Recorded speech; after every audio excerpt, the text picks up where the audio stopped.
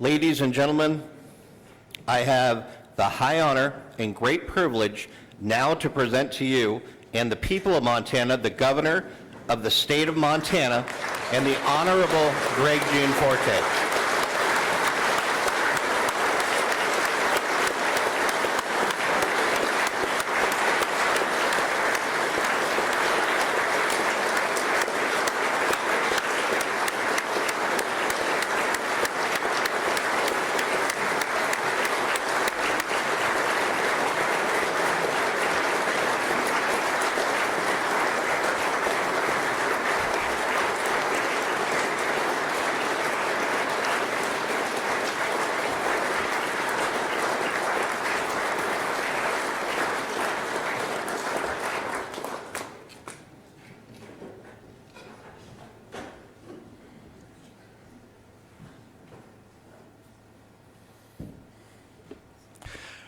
Lieutenant Governor, Mr. President, Mr. Speaker, members of the 68th Legislature, fellow statewide officials, tribal leaders, members of the judiciary, members of our cabinet, First Lady of Montana, my dear wife, Susan, and finally, my fellow Montanans.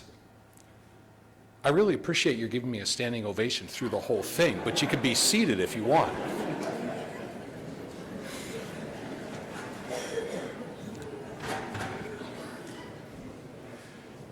My fellow Montanans, serving you, the people of Montana, as your 25th governor is the greatest honor of my life. Thank you for the confidence you've placed in me. In my last State of the State, I told Montanans we owe it to them to be bold as we lead the Montana comeback. We laid out an ambitious plan with our sights set on building a place where more Montanans can realize the American dream, working hard, earning a good living, and raising their family. I'm proud to report we are succeeding in that mission. But we know our journey is far from over. We still face challenges, but with each challenge comes an opportunity to grow together and to grow stronger. For too long, Montana hasn't been living up to our full outstanding potential. Our biggest exports have been beef, grain, and tragically, our kids and grandkids. We've seen jobs and opportunities grow in other states, and they haven't grown here. As a result, our kids and grandkids have left the place they love and the people they love for better jobs, higher pay, and greater opportunities elsewhere. Too many choose to leave, but they shouldn't have to face that choice. Over the past 2 years, we've made it easier for Montanans to stay, and some have come back home. I meet with them and other inspiring Montanans when I'm on the road. Each year, I visit all 56 counties. It's a priority for me. Getting out of the Helena bubble and sitting down with Montanans is the only way I know how to do this job.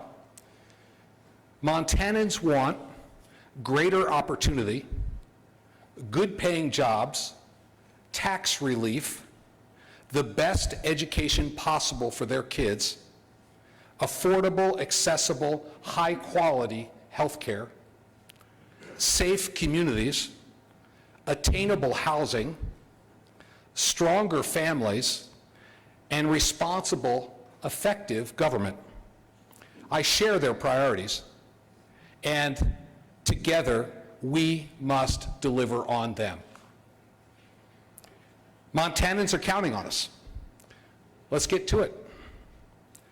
Our key focus has always been and remains creating greater opportunity for more Montanans and protecting the Montana way of life.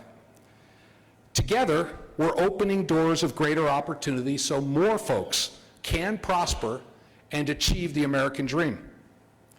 We're unleashing the engine of economic growth, business development, and job creation that for too long has sputtered. In 2021, Montana's economy grew at the 7th fastest pace in America. I'm proud of that. We did that together.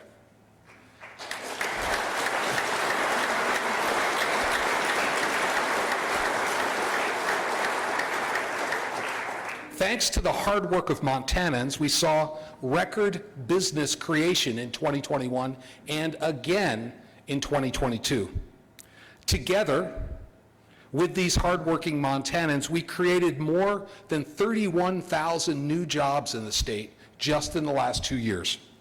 That's 31,000 jobs. That's making a difference in so many lives. Never before have this many jobs been created in any 2-year period in the state's history. We've hit record low unemployment. Working with the legislature in 2021, I'm proud also that we delivered one of the largest tax cuts in Montana's history.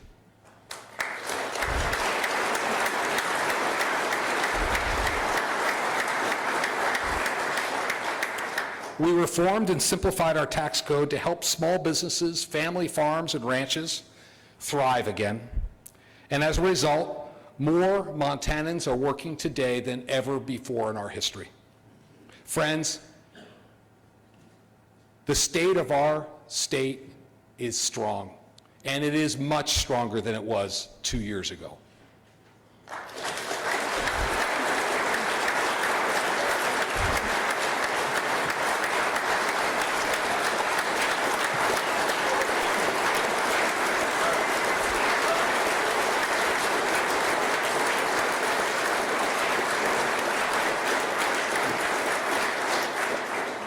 As much as our tax cuts and reforms help hardworking Montanans, we recognize our state's regulatory scheme is a wet blanket on job creation and business development.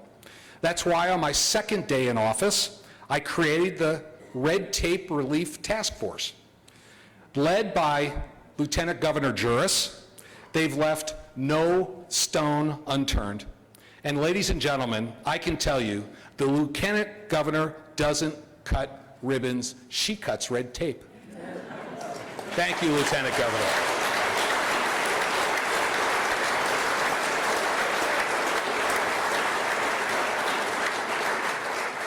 And Lieutenant Governor, I just want to say thank you for your partnership in leading the Montana comeback. Thank you.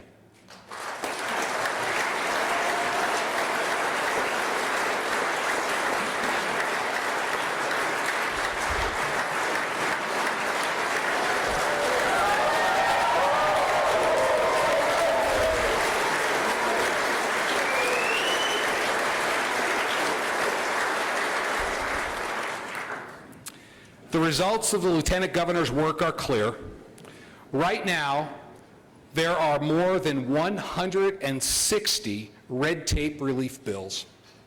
Many have already passed the House or the Senate. To our legislative partners, thank you for helping more Montanans prosper by removing unnecessary, burdensome regulations. Thank you. Montanans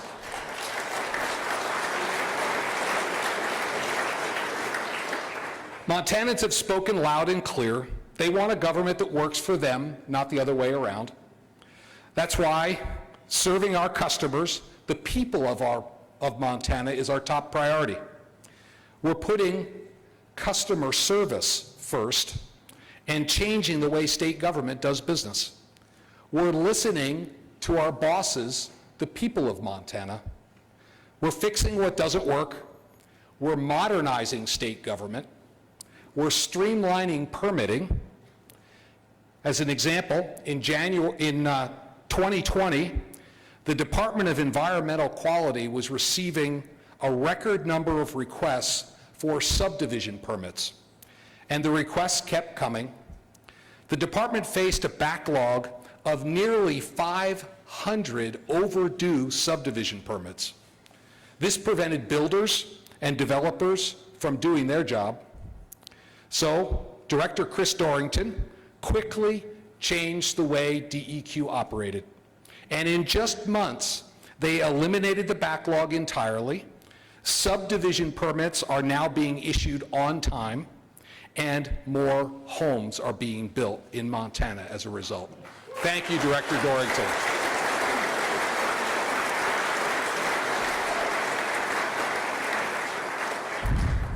We're also being better stewards of taxpayer dollars, making government more efficient. The Department of Labor and Industry developed a new, improved unemployment benefits system. This new system saved taxpayers over $35 million and can now better serve those who have lost a job. The Department of Administration renegotiated our state health plan. That renegotiation is saving taxpayers $28 million per year while improving benefits. And with our historic surplus, we're going to make Montana debt-free in 23.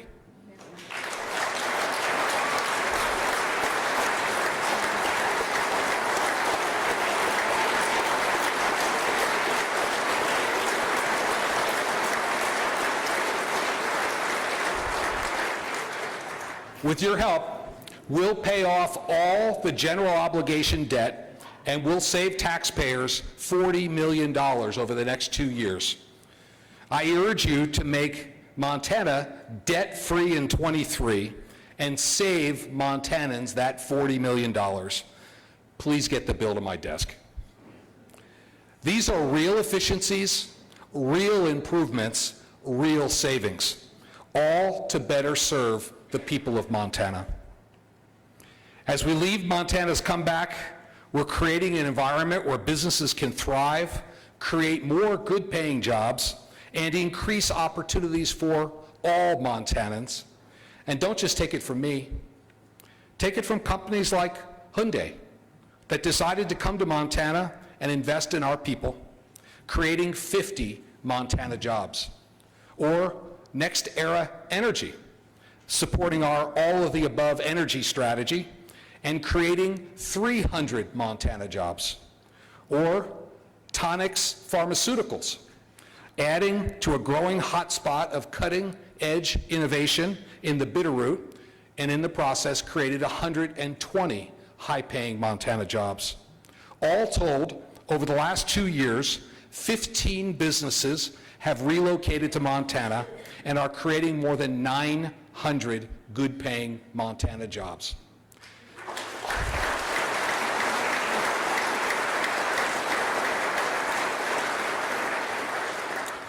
These companies see Montana's clear value. They see Montanans' unparalleled work ethic and our pro-business, pro-jobs policies. There's no doubt about it, Montana is open for business.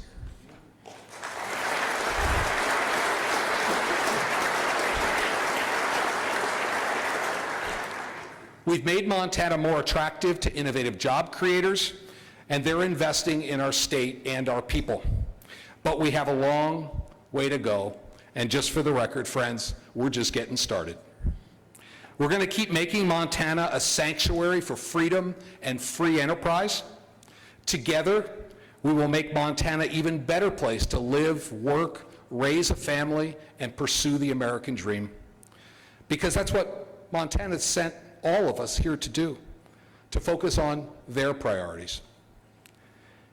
As I meet with Montanans in every corner of our state, I hear loud and clear that tax relief is a priority. That's why we're cutting the taxes again this session. Working with the legislature, we're moving forward the largest tax cut in Montana state history.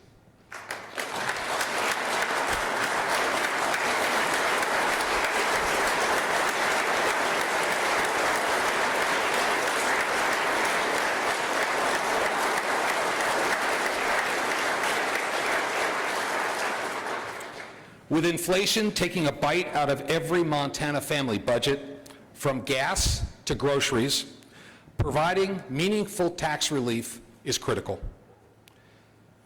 That's, for the people of Montana, that's why we're going to cut your taxes by over $1 billion. All of the tax proposals are rooted in a simple philosophy. Hardworking Montanans should keep more of what they earn, because ultimately, it's not the government's money. It's the money of hardworking Montanans who earn it. That's why we're going to put money back in Montanans' pockets through immediate rebates and permanent long-term tax relief. The fact of the matter is, Montanans overpaid. We need to give it back.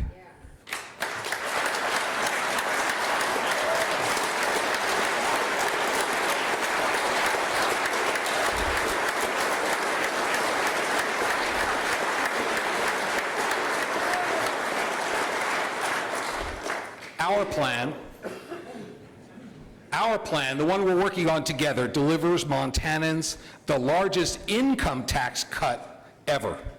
Our plan provides relief to Montana taxpayers at every income level.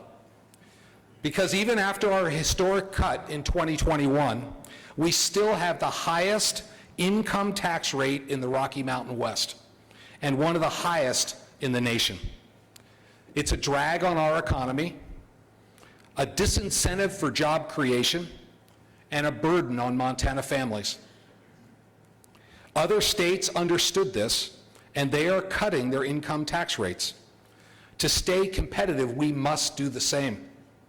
We must permanently cut the tax rate most Montanans pay and encourage Montanans to get back in the workforce. As I travel the state, I see help wanted signs on every main street. It's why we proudly led as the first state in the nation to end federal supplemental unemployment benefits in 2021.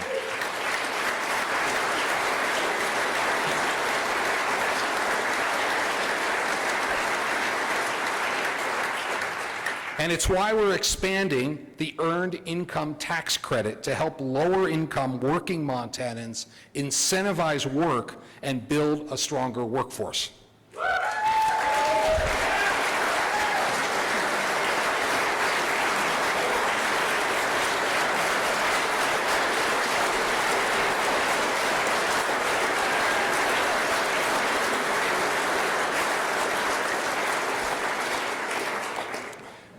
I want to take a minute to thank Senator Becky Beard, who introduced legislation to cut income tax rates for Montana taxpayers at every single income level. Where is Becky? Thank you, Becky.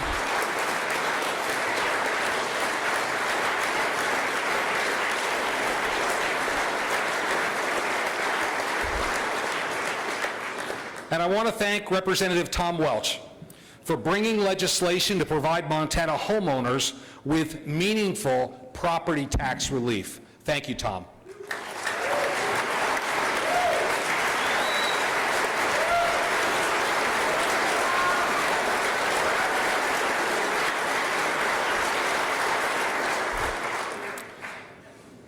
And while the state receives only a small fraction of property taxes, we believe Montanans deserve substantial property tax relief.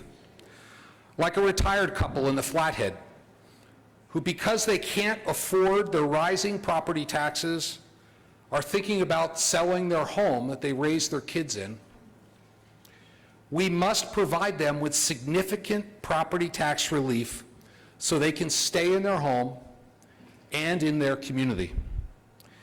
We must also make it easier for small business owners, family farms and family ranchers to thrive by further reforming the business equipment tax.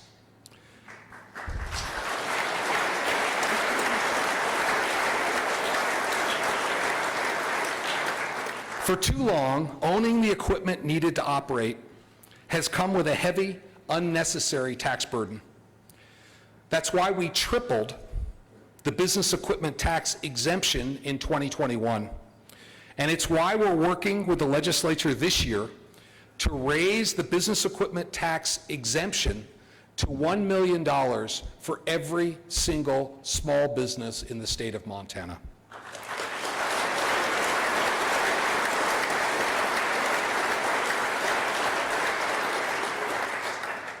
Taken together, these two changes will eliminate more than 5,000 small businesses from having to even pay business equipment tax.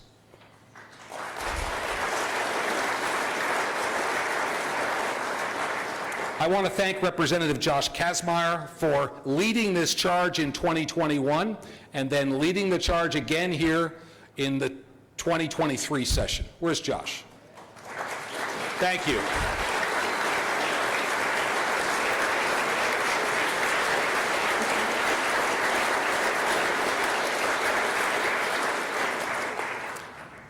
Working together, we're providing the largest tax cut in state history, creating greater opportunities for Montanans to prosper, thrive, and achieve the American dream.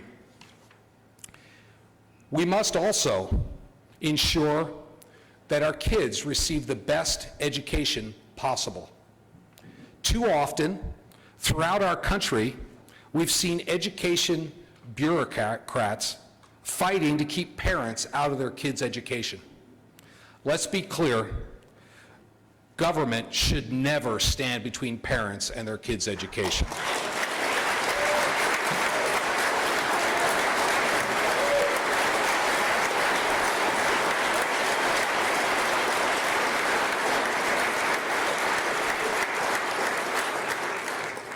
Let's empower Montana parents to choose what's best for their family and their kids. Let's protect parental rights.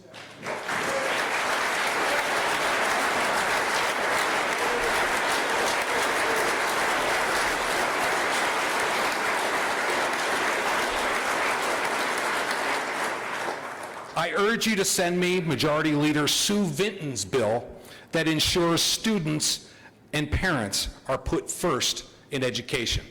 Thank you for carrying that, Sue.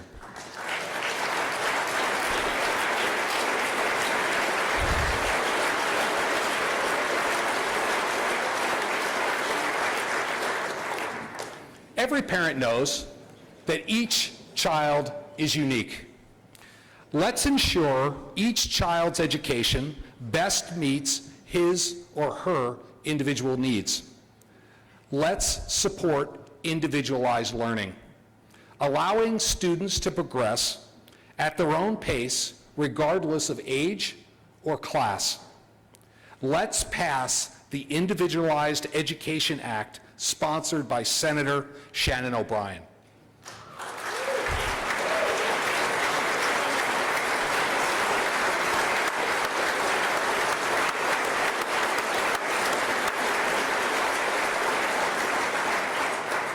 Thank you, Shannon.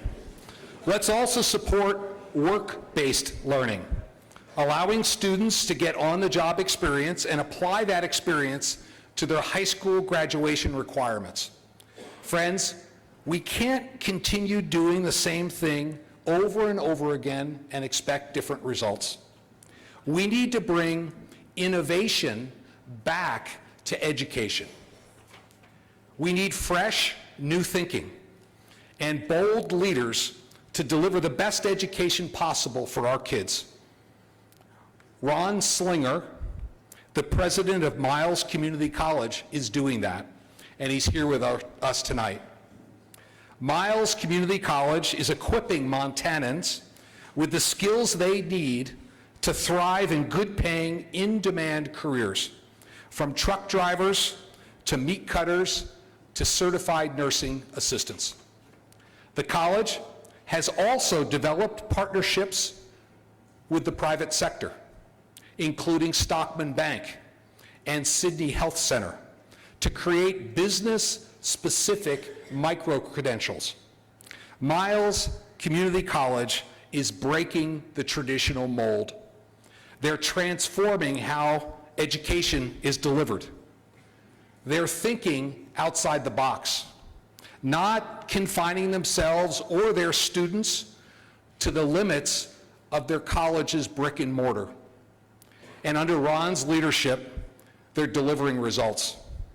Because of their innovation, Miles Community College full-time enrollment has grown at 3 times the rate of the entire Montana University system just in the last year. Ron, would you please stand up?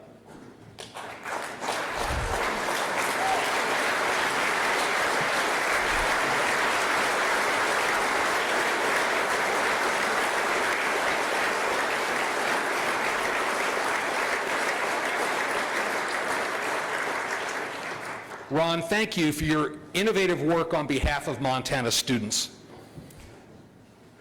My challenge tonight to education leaders at every college, at every university, and every school district in the state: follow Ron's lead. Be innovative. Be transformative. Develop partnerships with the private sector. Don't be constrained by brick and mortar. And improve educational opportunities for all Montana students. We can also transform how we deliver traditional K-12 education. Imagine a student who lives in rural Montana.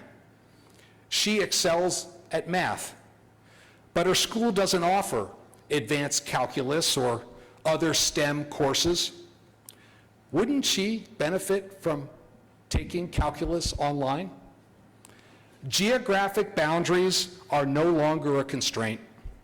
We must modernize our way of thinking about education beyond traditional geographic boundaries. We can do that through Representative Lou Jones's bill to transform the Montana Digital Academy. I ask you to pass that bill and get it to my desk.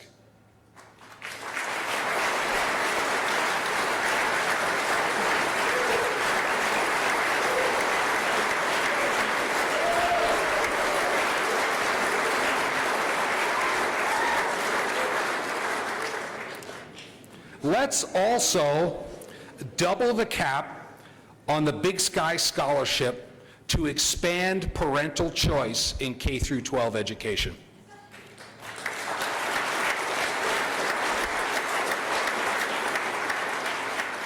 Let's do all this, and let's also take better care of those who help our kids reach their full potential, our Montana teachers.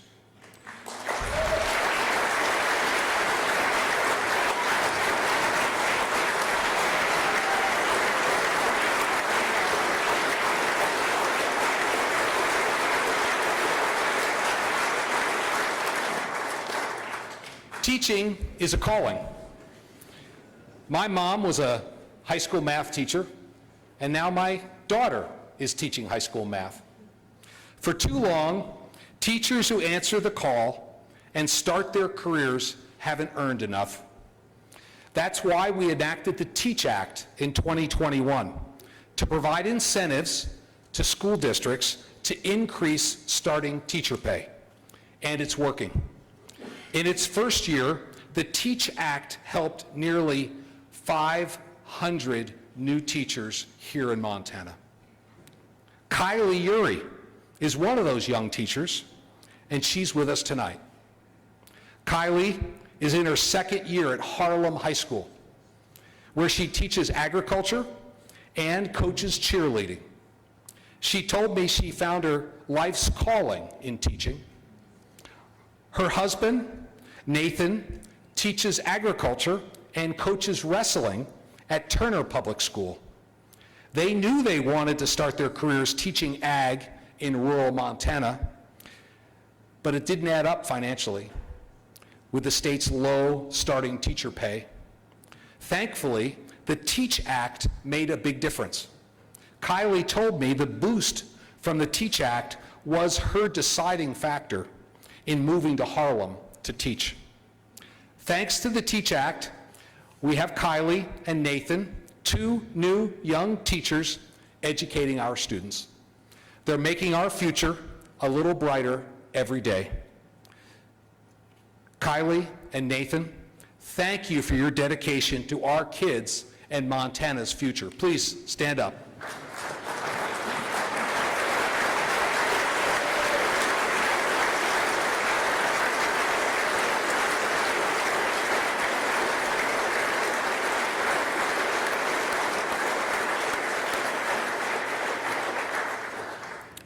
Friends, a four-year college degree is not the best option for everyone.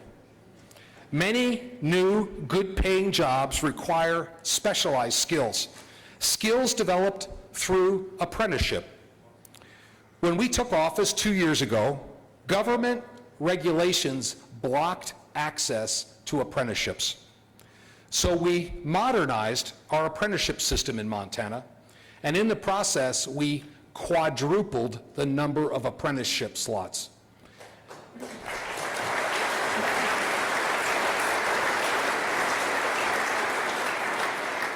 And we're seeing results.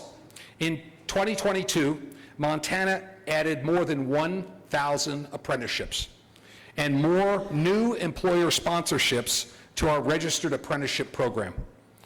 We have more apprentices now than ever before.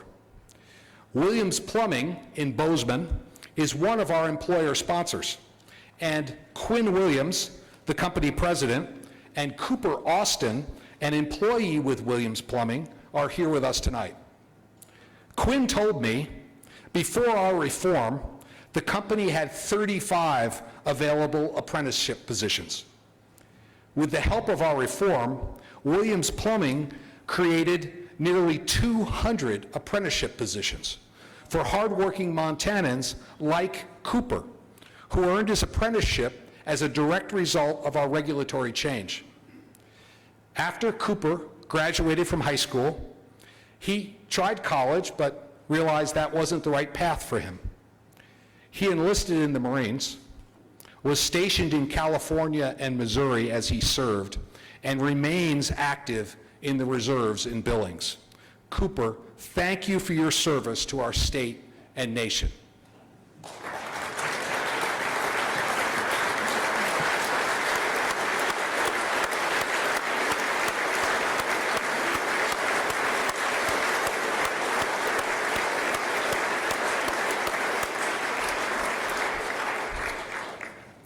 Cooper was looking for a good-paying career, and a close family friend suggested he find one in the trades. And that's how he ended up at Williams Plumbing.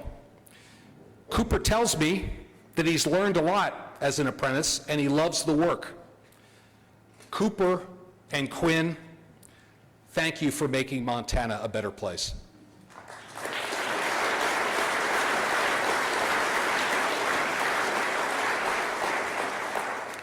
Now more than ever, Montana needs plumbers and carpenters, electricians, welders, masons, and machinists.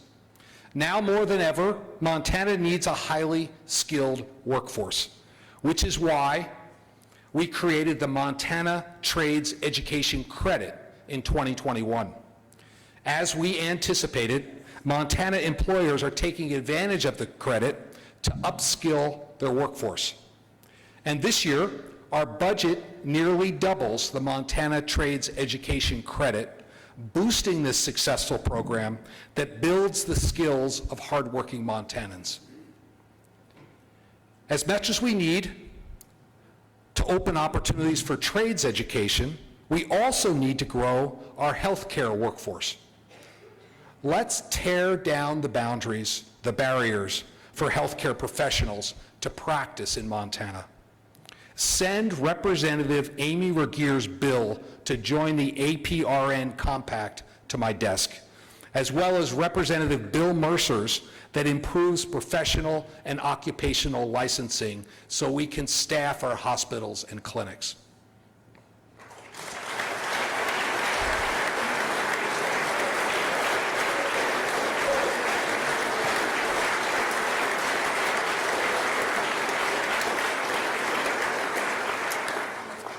Taken together, these measures will build a more robust provider network in Montana and ultimately increase Montanans' access to health care. In 2021, We brought greater competition to the marketplace and more choice to consumers by authorizing direct patient care agreements. With unanimous bipartisan support, we expanded telehealth, increasing access to high-quality care to all corners of the state. Let's build on this progress here in this session together. If we want nurses, law enforcement officers, and teachers to live in the communities they serve, we must address the shortage of affordable, attainable housing as well.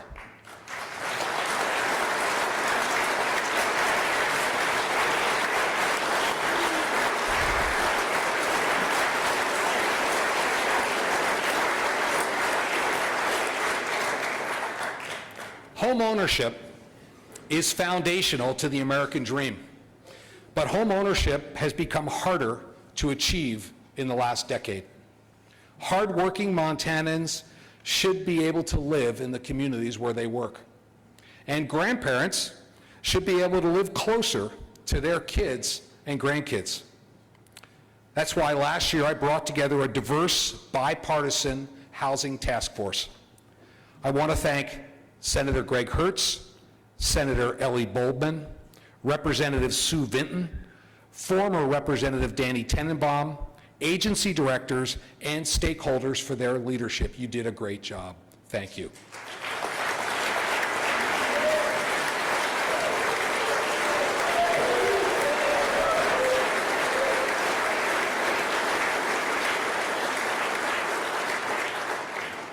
I made their mission clear: help make owning or renting a home an affordable reality again for more Montanans.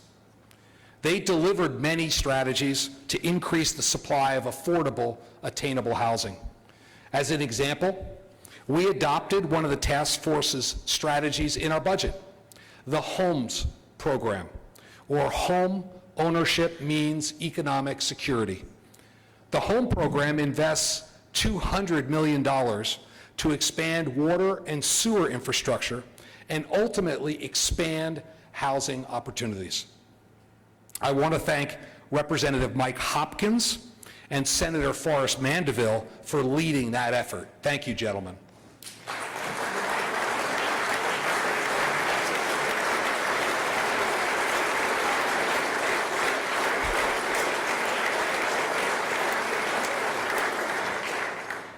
I ask you to pass the HOMES program. Get it to my desk so we can increase the supply of housing and get more Montanans into a home of their own. To increase the supply of affordable, attainable housing, we also need to have infrastructure in place. It's why, in addition to the historic investments in water and sewer, we've proposed an additional $100 million to repair our roads and bridges. And like access to water and sewer systems, as well as safer roads and bridges, Montanans' access to broadband is essential in the 21st century.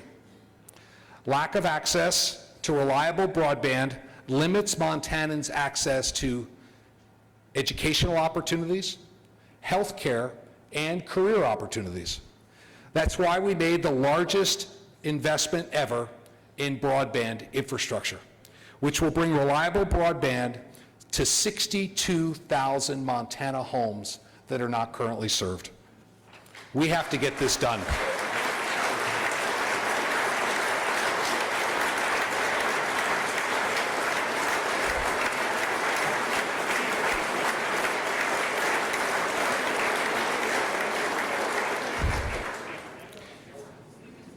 As we create better opportunities for Montanans, we must also protect our way of life. Above all, that means protecting life. Our Declaration of Independence states, "We are endowed by our Creator with certain unalienable rights, that among these are life, liberty, and the pursuit of happiness. But without life, there can be no liberty and no pursuit of happiness. All life is precious and must be protected."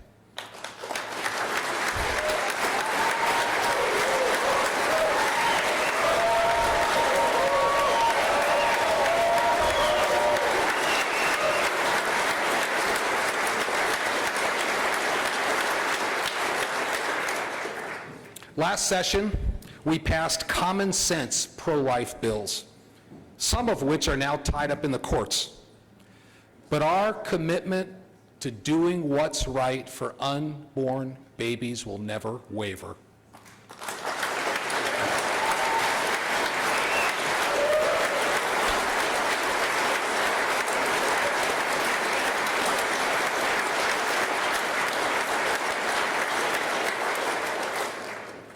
As we stand firm for life, we must also ensure that Montana kids, from unborn babies to teenagers, have an opportunity to reach their full God-given potential. Our kids and Montana's future depend on strong families, and we must help them prosper. But inflation, rising prices, and increasing child care costs continue to be a heavy burden for working families with young kids. To support them, we're proposing a $1,200 child tax credit for kids under 6. Folks, $1,200 is meaningful for these young families. We need to get this done. It'll make a real difference for growing families raising their kids here in Montana. Representative Josh Kazmaier is carrying the bill to provide this assistance for Montana families. Thank you, Josh.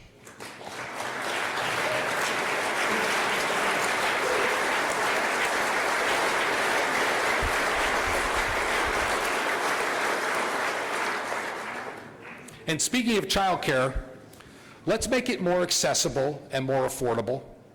For too long, working families have faced a shortage. This problem was only made worse by the pandemic here and throughout the entire country. It's why we've invested over $100 million to help stabilize childcare here in Montana. It's also why we're eliminating unnecessary barriers to childcare so we can better serve kids, provide them with a foundation for a better future. We must also make it easier for Montanans to open their happy, loving, healthy homes to kids. Every child deserves a home where they can reach their full potential.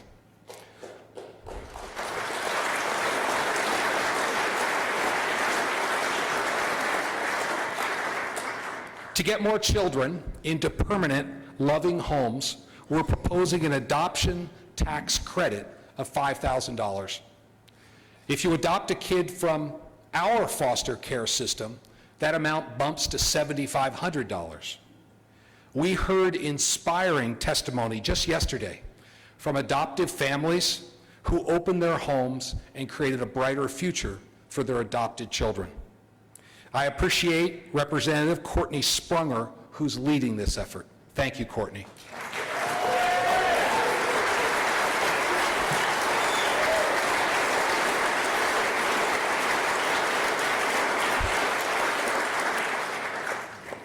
And I'm thankful for groups working each day to get every child into a permanent, loving home. Groups like Child Bridge, launched by the late Steve Bryan and his wife Mary. Child Bridge advocates for abused and neglected children and helps foster children find homes filled with love and support. Because of Steve's vision, thousands of Montana children have a bright future in a loving family. What started as a local organization in Big Fork, Child Bridge is now involved, and catch this, in nearly 2/3 of all non-kinship placements throughout Montana.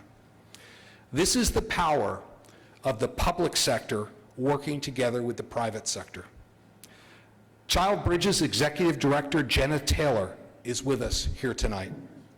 Jenna, on behalf of a grateful state, thank you. And thank you to the entire Child Bridge team. You provide hope for generations of children. Jenna, please stand up.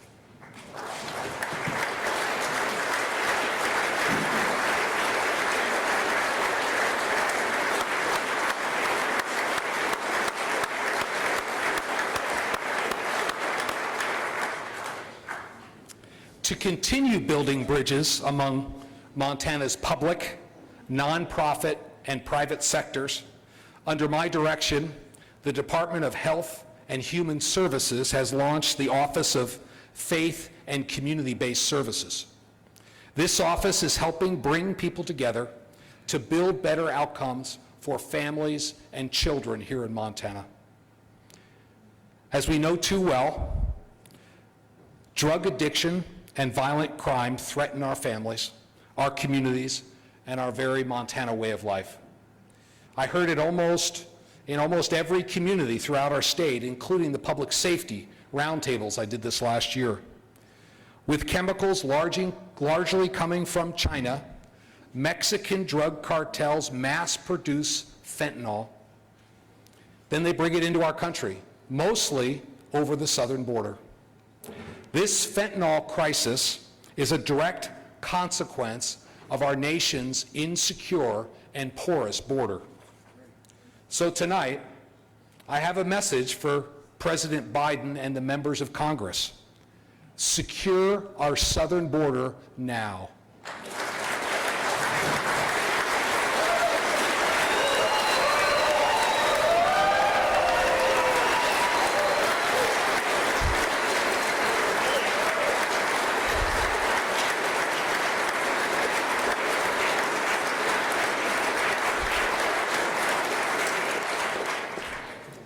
Stop neglecting it, secure the border. The safety of our communities, our families, and our people depend on it. Crime and addiction too often go hand in hand with tragic results. Addiction and substance use tear families apart, too often leaving family members grieving the loss of a loved one.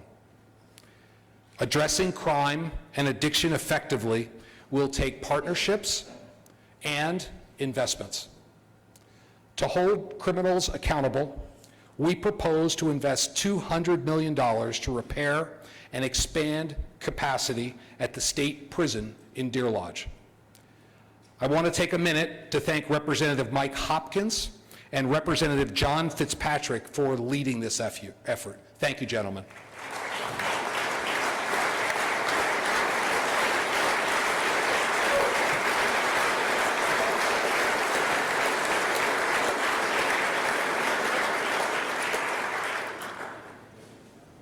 To make our community safer, I ask you to pass that funding and get it to my desk. Working with the Attorney General, we also propose investing in law enforcement. Our budget funds 16 new Highway Patrol troopers and criminal investigators. We also propose funding 6 new prosecutors at the Montana Department of Justice. Taken together, they will combat the scourge of drug trafficking, human trafficking, violent crime, and crimes against our children. The brave men and women of law enforcement put their lives on the line each and every day.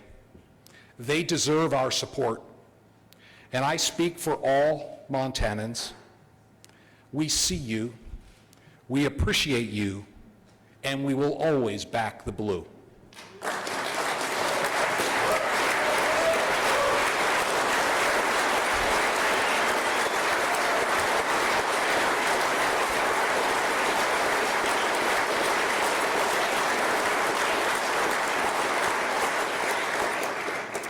And while we crack down on criminals peddling dangerous drugs, we're also focused on expanding access to treatment and recovery for Montanans struggling with addiction.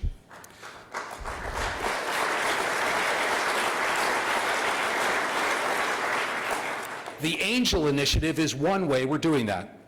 Launched by our administration, the Angel Initiative allows folks struggling with addiction to visit any participating law enforcement office and get connected with treatment.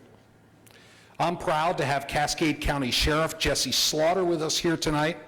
Sheriff Slaughter is dedicated to making our community safer. He was also the first Angel Initiative partner in the state of Montana.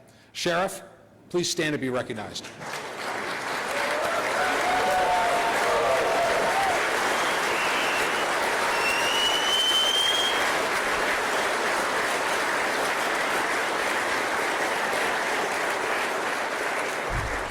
Thank you, Sheriff Slaughter.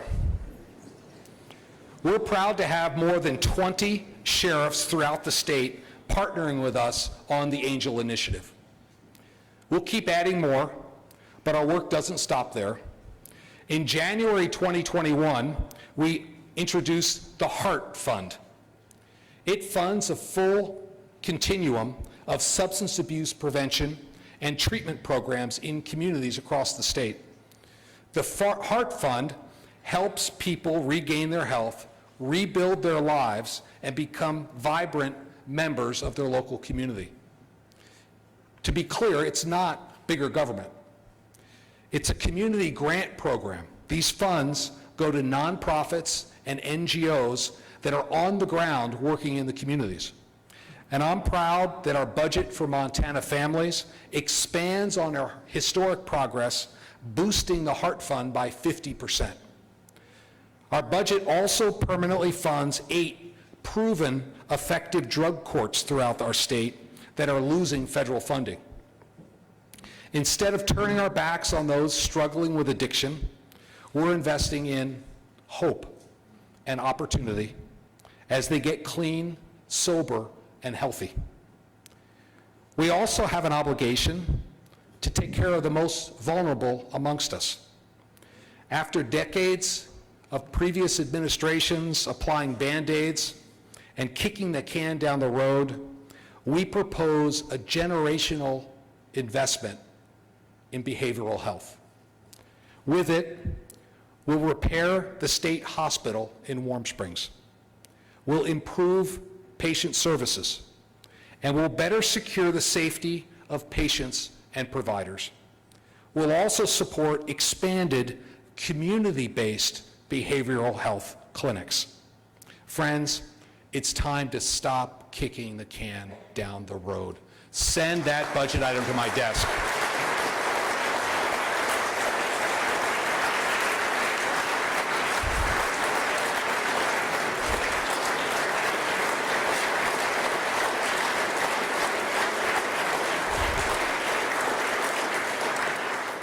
I appreciate the leadership of Representative Bob Keenan, Representative Ed Staffman, Representative Mary Cafaro, Senator John Esp, and the interim committee that worked with Director Brereton. Thank you for your service to the state.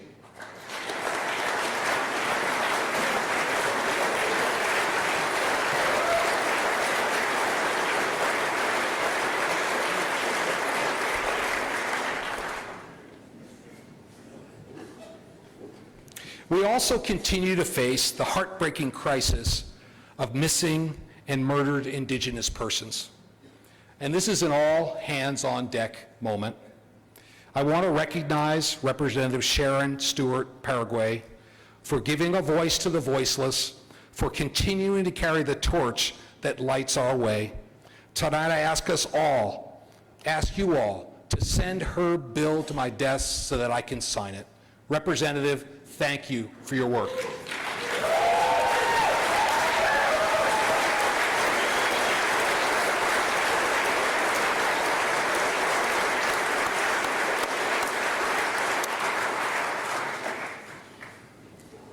Part of our Montana way of life is defined by our rich outdoor heritage and vast public lands. We must protect them for the generations that will follow us. Active management will protect our forests. When a forest is managed properly, we have less severe wildfires, more recreational opportunities, more wildlife habitat, and more jobs.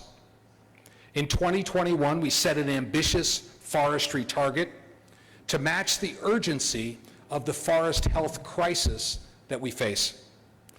Thanks to the leadership of Director Amanda Castor and the hard work of the Department of Natural Resources and Conservation, we more than doubled the number of acres treated in Montana in 1 year.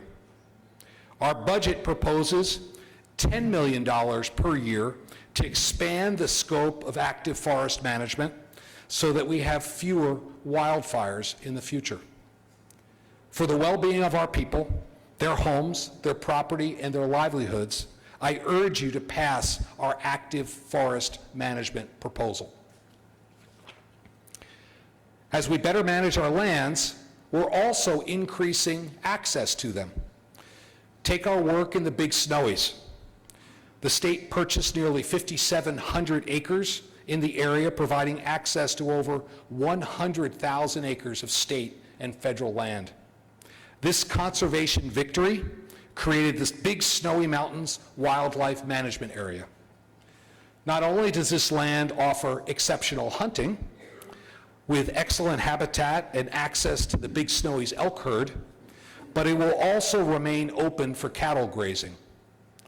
Our state has a vested interest in seeing land conserved for wildlife while also keeping ranchers on the landscape. They were the first stewards.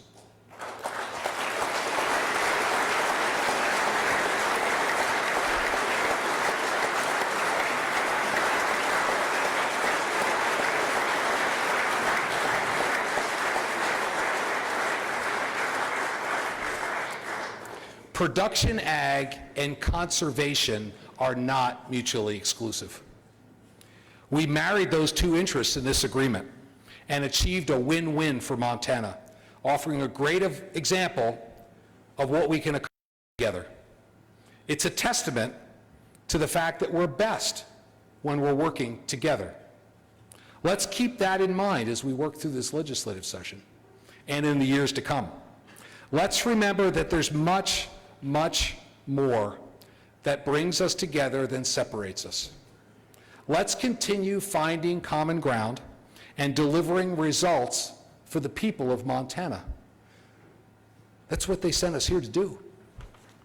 Ultimately, we all want the same thing: to open the doors of greater opportunity so more Montanans can thrive, prosper, and achieve the American dream. Let's work every day to make that a reality. Because every day, Montanans work hard to realize the American dream. To earn a decent living, to own a home, to raise a family, to contribute to their communities, and to retire comfortably. To leave their kids and grandkids a better life than they had. While the American dream might be fleeting in some states, it's alive and well here in Montana, because we embrace the freedoms that are foundational to who we are as Americans. We support all those who want a better life and are willing to work for it. We stand with parents doing everything they can do to give their kids a better life. We celebrate our shared values of hard work, commitment to family, freedom, and love of country. We embrace the fundamental idea that the American dream is a sacred one, and together we will always defend it. Friends, our best days are ahead of us, and the better, brighter future we're building together, one we'll leave our kids and grandkids. That's what inspires me every day.